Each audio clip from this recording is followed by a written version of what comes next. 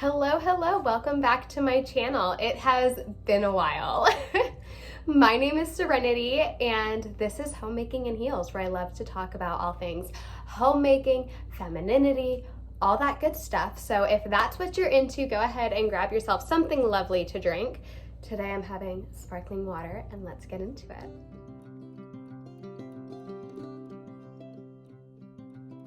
So today I wanted to talk about how to curate a beautiful space on a budget. So if you've seen my how to define your personal style video, some of these tips are going to be very similar. So one of the big things that I think is really important when it comes to curating a beautiful space on a budget is understanding how you want that space to feel. What's your style? What do you want your home to feel like, to look like? Now, this applies whether this is your room. I used to use these same principles on my room growing up. This applies if you're in a one bed, one bath, like we were before, like a small little apartment. It applies if you're in a house, all of the above. It's just the same techniques you can use really wherever you live. If you see me looking down, that's because I do have my notes here as always. But so my first tip would be to gather inspiration, to find what you like, go on Pinterest like we all talk about. Look at those little interior design books. Actually, let me grab you some of mine. So in terms of gathering inspiration, there's also, obviously always Pinterest, but I feel like something that we tend to forget now in today's world are these old books. So I used to gather these from the library, and then I semi-recently got these ones. But so this one is just called The Swedish Room. Let me show you some of what's in here. But they just have these pictures of these beautiful interiors. And then this one is about Vizcaya, which is near where I grew up in Florida, which if you ever get the chance to visit Vizcaya, do yourself a favor and visit Vizcaya. To me, it's one of the most beautiful places I've seen, architecturally, in terms of interior design. I'm just trying to find a good picture to show you what I mean. So this is Vizcaya. But so gather some books, go to the library, go on Pinterest, but really just look around and see what kind of interiors really spark your interest. Where do you feel at home? Something my husband and I actually love to do is go look at old museums. We love going into old manors, old mansions.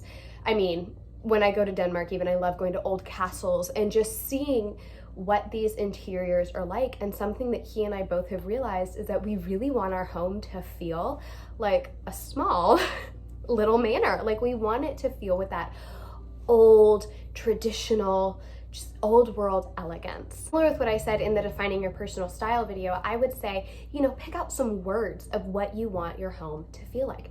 So as I said before, for us, it's old world elegance. We want it to feel kind of like a chateau, but also I am from the South, that Southern hospitality, warm, inviting, little Italian touches because my husband's Italian. Bringing in bits of our culture. We want it to feel plush and lush, like the opposite of cold.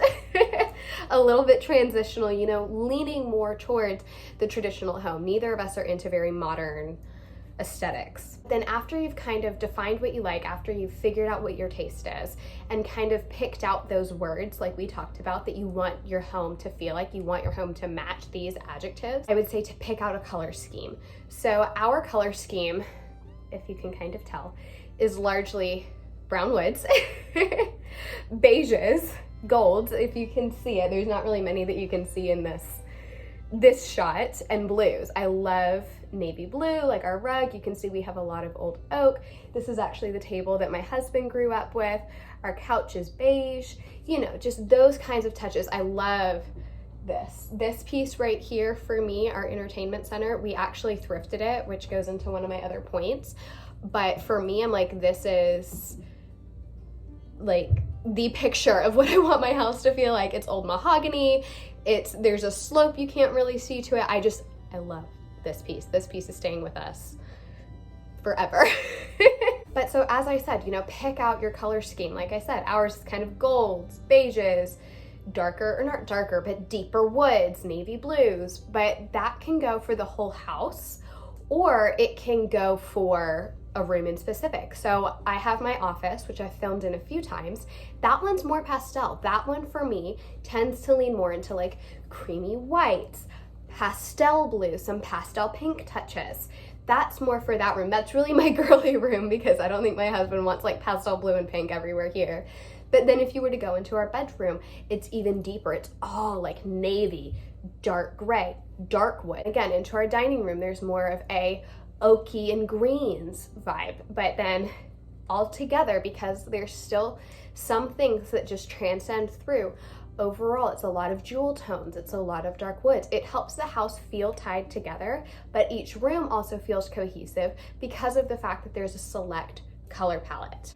Okay, so far we've talked about gathering inspiration, picking out the adjectives of what you want your home to feel like, picking a color scheme either for the whole house or for each room, and then now I would say sometimes it helps to kind of pick out a little theme.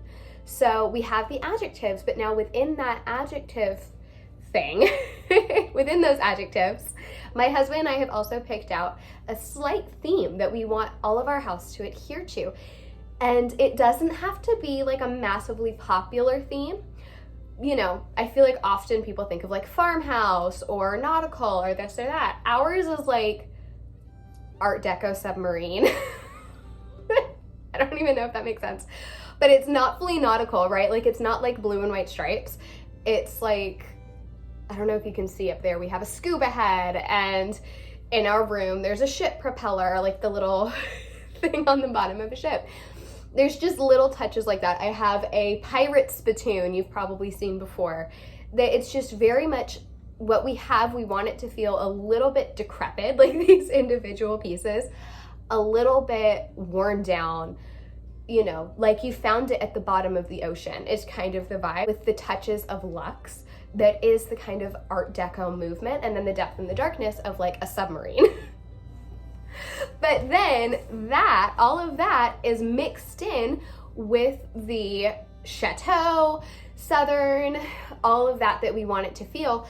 All of those tied together with this slight undergirding theme of we found it at the bottom of the ocean. The big reason of why I say to do all of this, because I mean, the title of this video is how to do it on a budget, and here I am just giving you interior design tips. Why is that? Well, because once you have figured out the core details of your interior design style, such as, you know, the adjectives like we talked about, an undergirding theme, the colors that you want it to be. Once you have figured all of that out, it gives you a lot more freedom and framework from which to thrift, from which to upcycle what you already have, to, I mean, we're big fans of even like dumpster diving. I have this antique tea cart that I am dying to get back from my parents' house in Florida. I just don't know how we're gonna do it.